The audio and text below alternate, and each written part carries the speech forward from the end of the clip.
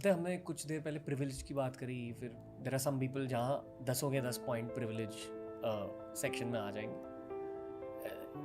Show के through जो लोग मिले, इंटरनेशनल गेस्ट भी, जो सबसे अमीर और सबसे इवॉल्व्ड, सबसे पावरफुल, सबसे सक्सेसफुल लोग होते हैं ना, वो ये कर पाते हैं दूसरे धर्म के प्रति empathy. Yes, But that's also an outcome of huge privilege. huge privilege, agreed. But at the same time, please understand, it is always going to be easy to hate.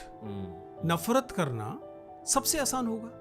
अच्छा, ऐसा क्यों होता है कि हम, मान लीजिए मैं ए धर्म को मानता हूँ, मैं नहीं मानता, लेकिन मान लीजिए मैं ए धर्म को मानता हूँ, जी। और उस ए धर्म में मेरा भरोसा है, उसकी मैं इज्जत भी करता हूँ, लेकिन बी धर्म जिसे मैं नहीं मानता, उसके प्रति मेरे अंदर ना केवल नापसंदगी है बल्कि हो सकता है नफरत है। ये कहाँ से आया होगा?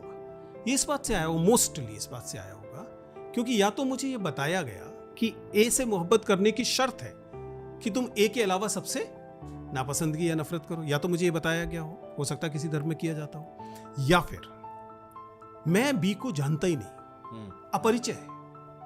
अपरिचय किस चीज को पैदा करता है? भय को पैदा करता है। क्योंकि धर्म कहां से पैदा हुए? उन्हीं कबीलों से पैदा हुए ना, ट्राइब्स से पैदा हुए ना, हम सब ट्राइबल्स ही तो थे ना। तो ट्राइब्स में ये शर्त थी, अगर आपको बचे रहना है, जिंदा बचना है, अस्तित्व की लड़ाई है ये, कि अगर आप दूसरी कबीले के लोगों को उसके प्रति संदेह नहीं रखोगे, शक नहीं रखोगे, तो वो कभी भी आपको खत्म कर सकते हैं। ये भय दरअसल अपरिचय से पैदा होता है।